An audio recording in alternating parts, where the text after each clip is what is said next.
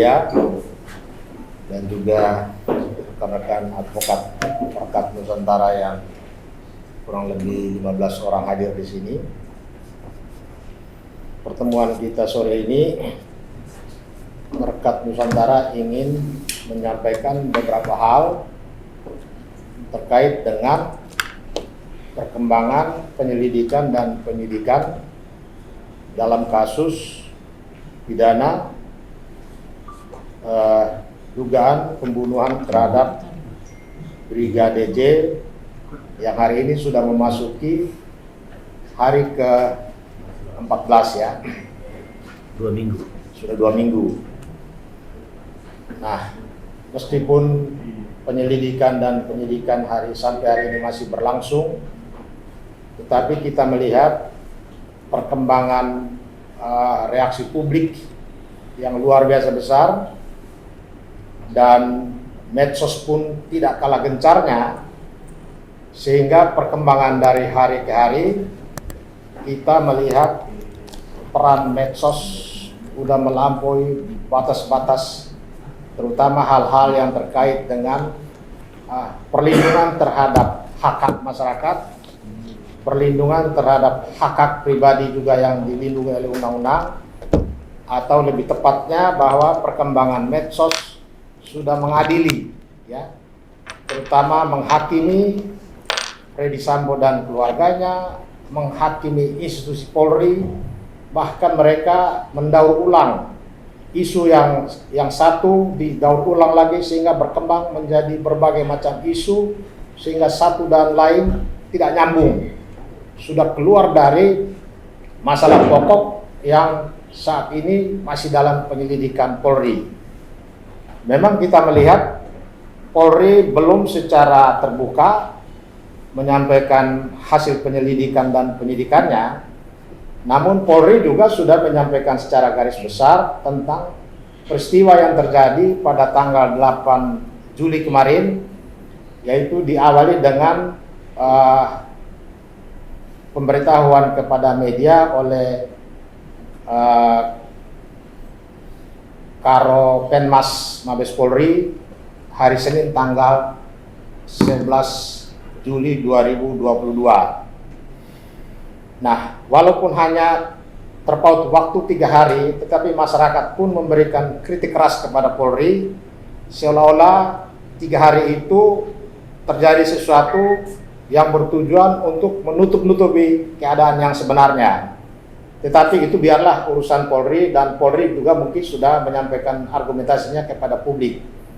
Tetapi yang Perkat Nusantara mau menyampaikan pada hari ini, bahwa apa yang terjadi hari ini, bahkan sudah 14 hari ini, medsos sudah mengendalikan semua pemberitaan, medsos sudah bahkan mengendalikan bagaimana polisi bekerja, ya. Dan ini sepertinya tidak ada kekuatan lain yang bisa mengendalikan ini. Dan ini sangat berbahaya karena pertama bisa masuk kepada fitnah, ya, mencemarkan nama baik orang dan mendahului pengadilan. Dengan demikian 14 hari ini di dalam benak masyarakat seluruh Indonesia seakan-akan Freddy Sambo dan keluarganya ditempatkan sebagai posisi tertuduh yang harus bertanggung jawab. Memang dalam kaitan dengan peristiwa ini, karena menyangkut TKP-nya di rumah Freddy Sambo dan terkait dengan anak buahnya sendiri, secara langsung tidak langsung Freddy Sambo juga ikut bertanggung jawab. Tetapi pertanggungjawabannya seperti apa? Mestinya kita menunggu hasil penyelidikan dan penyidikan Polri yang sedang berjalan. Kita juga mengapresiasi masyarakat dari hari ke hari memberikan kontrol yang keras terhadap Polri dalam menjalankan pekerjaan ini. Kita juga apresiasi Polri dalam banyak hal sudah mengakomodir keinginan masyarakat, tuntutan keluarga korban. Tetapi kita juga minta jangan sampai Polri kebablas. Polri tidak boleh berada dalam posisi dikendalikan. Polri harus tetap profesional menjalankan tugas sesuai dengan KUHP dan juga tupoksi yang selama ini berlangsung di Polri. Nah, yang kita ingin tekankan di sini adalah jangan sampai pemberitaan terutama di medsos itu sudah menghakimi, ya, sudah menghakimi Polri, sudah menghakimi Freddy Sambo dan keluarganya, dan itu sangat tidak menguntungkan karena itu bisa masuk kepada fitnah, pencemaran nama baik dan lain-lain. Seperti kita lihat ya, di berbagai pemberitaan ada versi, ya, di sini disebut versi Kapolres Jakarta Selatan. Kemudian ada versi pengacara keluarga Yosua. Mereka bisa membuat ini kemudian menyampaikan kepada publik entah dari mana sumbernya.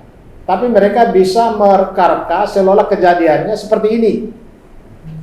Dan ini yang membuat masyarakat seperti sudah terbentuk dalam pemikirannya bahwa dalam kasus ini Freddy Sambo sebagai pelaku. Sementara posisi Baradae itu selama ini kan tertutup, ya. Mengapa dia tertutup? Karena dia diposisikan sebagai orang yang saat ini dalam pemeriksaan. Apakah dia sudah tersangka atau belum? Yang jelas dia sampai dengan saat ini belum ditetapkan sebagai tersangka. Dan dengan pekerjaan penyelidikan dan penyidikan selama dua minggu ini, mestinya kalau masyarakat memiliki informasi, masyarakat memiliki bukti, sebaiknya bukti itu bisa disampaikan kepada 3 institusi atau 3 organ yang saat ini secara efektif melakukan penyelidikan. Pertama, informasi itu seharusnya disampaikan kepada, karena sekarang Bareskrim Polri yang melakukan penyelidikan dan penyidikan, maka informasi dan bukti-bukti itu harus disampaikan kepada Polri, dalam hal ini Bareskrim. Kemudian informasi itu juga bisa disampaikan kepada tim gabungan yang dibentuk oleh Kapolri untuk melakukan penyelidikan terhadap kronologis kejadian. Informasi itu juga masyarakat bisa sampaikan kepada Kompolnas sebagai lembaga yang mengawasi internal Polri. Kemudian informasi itu juga bisa disampaikan kepada Komnas HAM. Tetapi yang terjadi apa? Informasi itu disebar secara bebas, secara luas, sehingga masyarakat siapapun segala umur bisa dicekoki dengan informasi-informasi hoax, ya, informasi yang tidak didukung dengan data-data atau bukti-bukti. Dan inilah bahayanya. Padahal harus disadari, seandainya dalam proses peradilan nanti, ya, seandainya dalam proses peradilan nanti Freddy Sambo tidak terbukti sebagai pelaku, siapa yang bertanggung jawab terhadap informasi-informasi yang sudah berkembang begitu jauh, ya, yang menempatkan seolah-olah pada hari ini Irjen Pol Freddy Sambo sebagai pelaku. Sekarang sudah mulai digiring ke sana, ya, digiring ke posisi Irjen Pol Freddy Sambo sebagai pelaku, bahkan disebut-sebut kejadiannya mulai dari Magelang sampai Jakarta, dan pembunuhan itu dilakukan secara berencana. Padahal Polri sendiri, penyidik sendiri belum mengumumkan hasilnya. Nah, satu hal yang kita lihat positif yaitu bahwa keputusan Polri untuk melakukan autopsi ulang, ya, atas permintaan keluarga korban itu sudah diakomodir. Padahal kebutuhan autopsi itu adalah semata-mata kebutuhan penyidikan. Jadi jangan sampai penyidikan autopsi ulang ini dilakukan karena desakan keluarga. Makanya kita katakan bahwa Polri harus betul-betul tunjukkan profesionalismenya. Kalau memang mau dilakukan autopsi ulang, harus dijelaskan autopsi yang pertama itu kekurangannya di mana. Karena toh sudah dilakukan autopsi. Kemudian sekarang persoalannya Freddy Sambo, istrinya, dan juga Baradae meminta perlindungan ke LPSK. Itu pun dipersoalkan seolah-olah sesuatu yang dilarang, ya.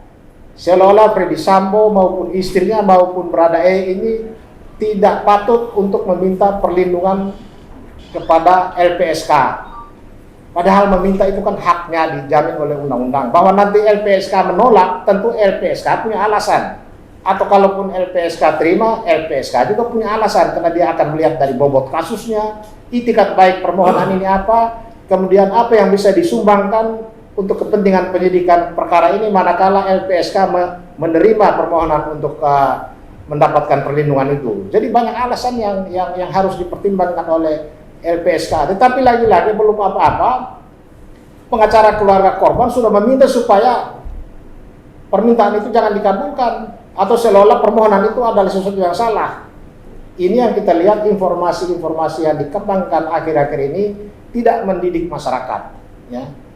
Masyarakat sudah dicekoki dengan informasi yang tidak didukung dengan bukti-bukti, apalagi sumbernya juga tidak jelas.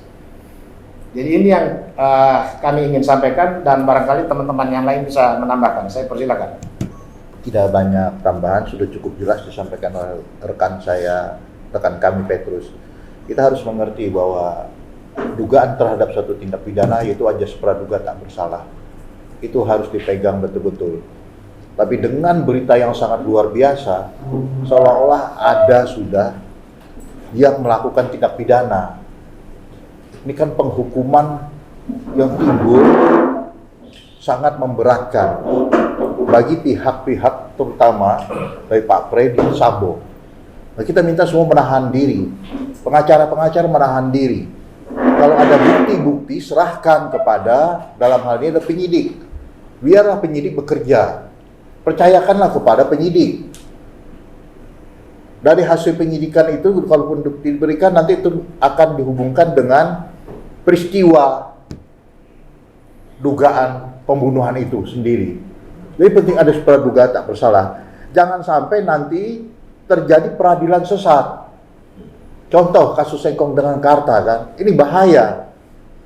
Siapa yang bertanggung jawab nanti kalau sampai terjadi peradilan sesat? Karena desakan-desakan dari pihak pengacara, dari pengacara korban, juga desakan dari masyarakat umum, sehingga terjadi peradilan sesat nantinya. Kami meminta kepada Kapolri, dalam hal ini penyidik, jalankan saja sesuai dengan KUHAP. Pegangan kita adalah KUHAP. KUHAP merupakan hasil karya bangsa kita yang tertinggi. Jangan karena desakan dari pihak-pihak tertentu sehingga kita mengikuti. Jangan lakukan itu. Seperti otopsi. Kalau menurut saya tidak perlu lagi dilakukan. Diulang tidak perlu. Iya. Siapa mereka? Mereka tidak berhak. Itu wewenang mutlak daripada penyidik. Mau lakukan apapun untuk penyidik, percayakan. Nah, kalau ternyata punya bukti-bukti sudah disampaikan tidak sesuai dengan KUHAP, silahkan ambil langkah hukum. Jangan membentuk opini. Nanti jadi peradilan apa lagi? Peradilan opini lagi. Opini. Bukan fakta-fakta. Kita mengetahui 184 alat bukti itu apa saja. Antara lain surat, ya kan, keterangan saksi, terdakwa, ahli. Itu yang kita pakai. Nah, kalau punya alat bukti, serahkan saja. Bukan diumumkan kepada publik gitu kan. Diumumkan kepada publik, diberitahukan seolah-olah ini benar. Belum tentu benar. Itu kekhawatiran kami terjadi peradilan sesat. Negara kita negara hukum. Ya kan? Pegangan kita ketentuan hukum. Tidak boleh menyimpang dari itu. Kami ingatkan kepada pengacara-pengacara yang dari korban, mari kita hormati ajas praduga tak bersalah. Kami rasa menurut kami cukup, mungkin ada rekan-rekan yang lain ingin menyampaikan. Intinya kita meminta pertama kepada Kepolisian Republik Indonesia agar menjalankan proses penyidikan ini secara secara tegas, tetapi tidak berarti mereka bekerja di bawah tekanan, mereka terkesan didikte. Saya kira sudah cukup mengakomodir aspirasi dari keluarga. Mereka meminta diotopsi ulang, itu sudah dikabulkan oleh penyidik. Mereka meminta supaya beberapa pejabat Polri yang dianggap berkaitan dengan proses penyidikan awal sudah dinonaktifkan. Saya kira saatnya Polri kita berikan kesempatan untuk bekerja secara tegas, bekerja sesuai ketentuan KUHAP sebagaimana tadi disampaikan oleh Pak Erik, sehingga proses penyidikan ini berjalan sesuai dengan norma hukum yang berlaku. Tidak bekerja di bawah tekanan, tidak bekerja di bawah peradilan opini. Saya kira perlu kita hindari karena ini akan berbahaya kalau misalnya penegak hukum kita itu bekerja di bawah tekanan. Saya kira itu saja.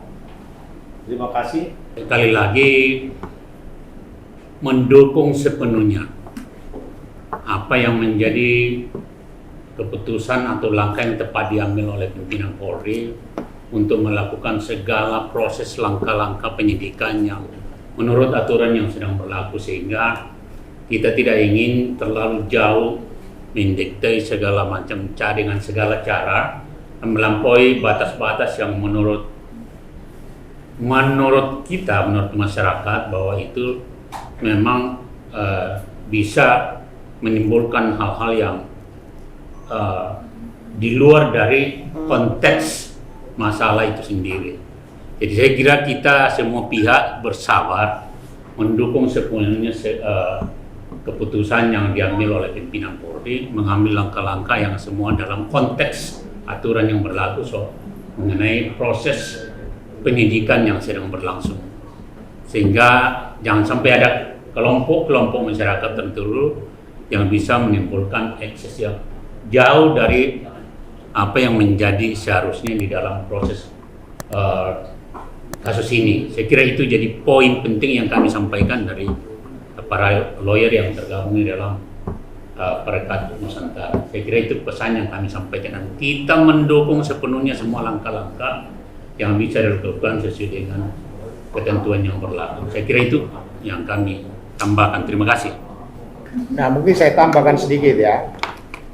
Akhir-akhir ini memang dunia medsos ini sangat menentukan sekali perjalanan sebuah proses peradilan. Kita lihat sudah banyak contoh. Memang ada yang positif, tetapi juga ada yang negatif. Negatif itu artinya seandainya ini ternyata tidak benar, ya, pelakunya bukan Freddy Sambo, ya, siapa yang bertanggung jawab terhadap pemberitaan tentang itu? Nah, undang-undang ITE kita, hasil perubahan undang-undang yang dihasilkan tahun 2016 kemarin, itu ada pasal tentang hak untuk dilupakan, ya. Kalau kita baca di pasal 26 itu adalah hak untuk dilupakan, di mana mekanismenya itu terkait dengan berita yang kemudian ternyata tidak benar. Berita itu harus dihapus, harus dibersihkan. Tetapi walaupun undang-undang itu sudah 6 tahun jalan, ya, kita sudah 6 tahun jalan, peraturan pelaksananya sampai sekarang tidak pernah muncul, tidak pernah dibuat.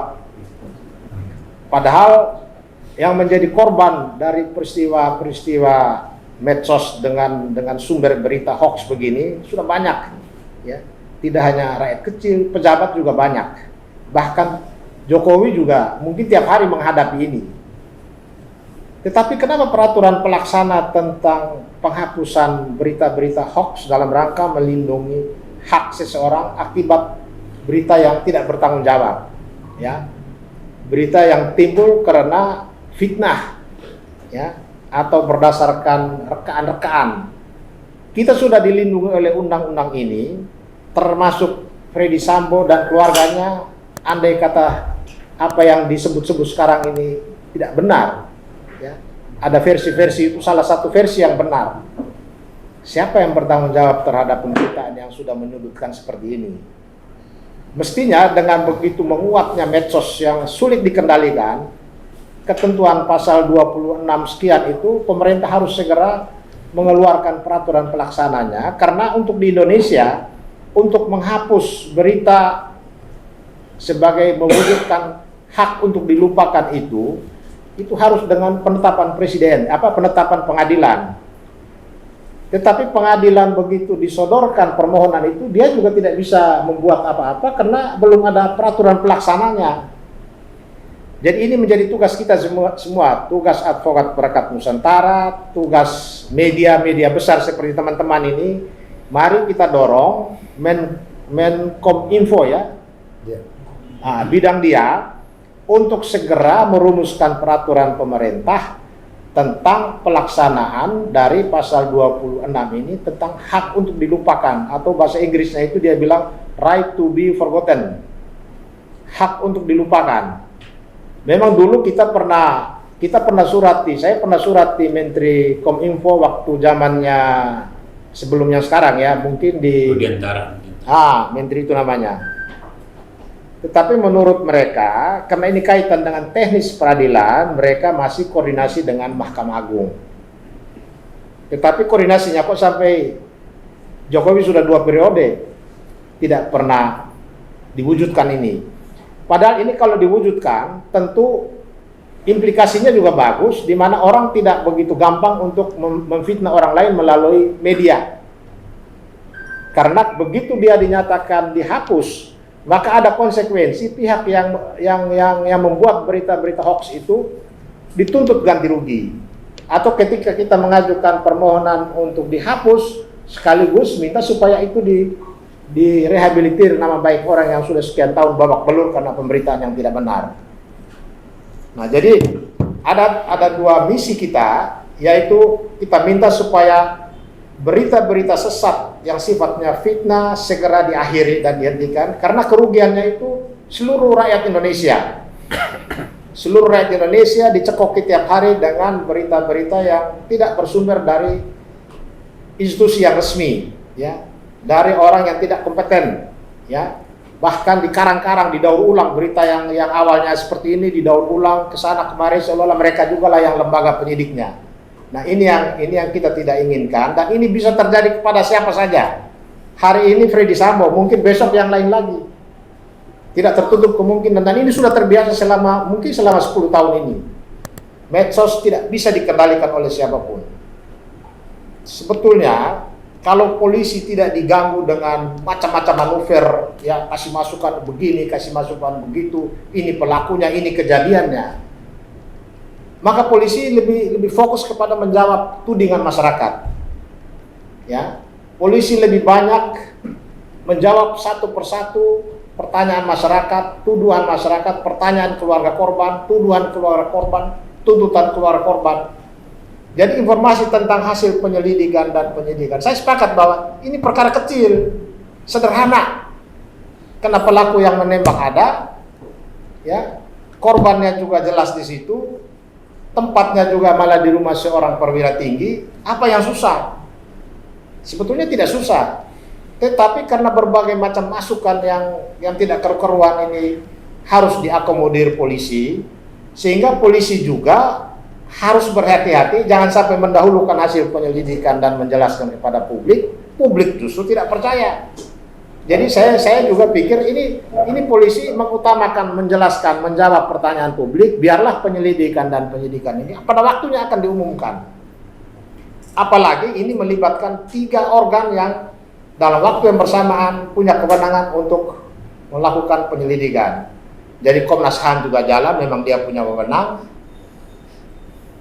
Tim yang dibentuk Kapolri juga diberi wewenang untuk melakukan itu, dan penyidik juga tentu dia sebagai organ utama yang harus pada akhirnya hasil dia yang menjadi pegangan. Jadi bukan polisi terlambat, tapi karena polisi harus menjawab ini semua. Dan ini juga sebetulnya memberi keleluasan kepada penyidik bekerja dengan objektif, independen. Dan untuk menjaga independensi itulah Kapolres dicopot, ya, kemudian Paminal dicopot, karena mungkin dari awalnya sudah ada langkah yang kurang tepat. Jadi Polri ingin supaya ini betul-betul dilakukan secara independen, dan mereka betul-betul sangat terbuka, sangat akomodatif. Ya, buktinya hampir semua permintaan keluarga korban dikabulkan. Sampai dengan dokter yang masuk di dalam tim ini pun mereka mau tentukan harus si A, si B. Nah, itu sudah berlebihan menurut kami. Boleh saja kita punya usul, tetapi polisi tidak boleh goyah. Polisi juga boleh mengakomodir, ya, usul, saran, kritik, caci makian itu ditampung. Tetapi jangan sampai kelihatannya bahwa polisi didikte. Karena ini menyangkut kepentingan yang jauh lebih besar, yaitu masyarakat harus rasa aman, nyaman, masyarakat harus tetap percaya kepada Polri. Ketika Polri salah langkah, maka Polri akan kehilangan kepercayaan dalam waktu yang cukup lama. Padahal per hari ini posisi kepercayaan publik terhadap Polri kan sangat tinggi. Sudah di atas KPK, KPK malah turun. Begitu. Ya, saya dari awal lihat Humas kurang terampil. Ya, dia harusnya dari awal kendalikan supaya masyarakat itu fokusnya ke Humas Mabes Polri. Jangan informasi hoax yang di luar ini yang bertebaran tiap hari kita pusing bacanya ini mana yang benar. Jadi harusnya setiap hari dia suguhi kita informasi tentang ini, walaupun didaur sedikit-sedikit, tapi itu sumber resmi dari Polri. Kalau perlu sehari 3 kali, atau sehari 2 kali, atau tiap hari 1 kali, supaya kita tidak terpengaruh. Jadi mereka menginformasikan hal yang sebenarnya sekaligus membantah yang model-model begini. Belum lagi yang videonya macam-macam. Seolah lembaga di Polri sana sudah tidak berfungsi. Jadi kita advokat perekat Nusantara mengambil sikap ini bukan karena advokat Nusantara ingin membela kepentingan pribadi Irjen Freddy Sambo dan keluarganya, tetapi kita ingin meluruskan demi melindungi kepentingan masyarakat yang lebih besar dari kasus ini. Karena itu kita harus angkat nama Irjen Freddy Sambo. Karena secara langsung tidak langsung justru berita yang sudah tidak bisa dikendalikan ini, dia dan Ferdi dan keluarganya menjadi korban. Sementara dia dituntut harus bertanggung jawab, tetapi dia juga sekaligus menjadi korban dari berita medsos yang sudah tidak bisa dikendalikan lagi. Begitu. Jadi tugas-tugas terutama media mainstream ini supaya juga ikut meredam, ikut mempengaruhi supaya masyarakat jangan percaya berita hoax. Ya, kami lihat dari perkembangan ini, advokat Nusantara ini akan menghadap Kapolri, ya kan, dalam rangka supaya bekerja profesional, jangan terpengaruh yang lain. Kalau kami lihat sudah cukup dibentuk dari Komnas, tim tadi gabungan, ya, dan masa tidak percaya? Berlapis pengaruh. Ya, udah berlapis semua kan. Nah, kembali tadi menjawab agak lama, inilah karena satu dengan yang lainnya harus berkoordinasi gitu kan, sehingga nanti tidak timbul tuntutan-tuntutan lagi gitu. Ini sudah dibuka seluas mungkin gitu, supaya betul-betul peristiwa ini tidak ada dugaan-dugaan lagi, mungkin adanya rekayasa, ada pihak-pihak tertentu yang dilindungi. Karena itu Perekat Nusantara akan menghadap Kapolri, memberikan dorongan supaya tetap bekerja sesuai prosedur KUHP untuk mendukung polisi bekerja secara profesional. Itu dari kami. Baik, terima kasih. Dengan selesainya tanya jawab, maka berakhirlah sudah diskusi konferensi pers kita sore hari ini. Sekian dan terima kasih.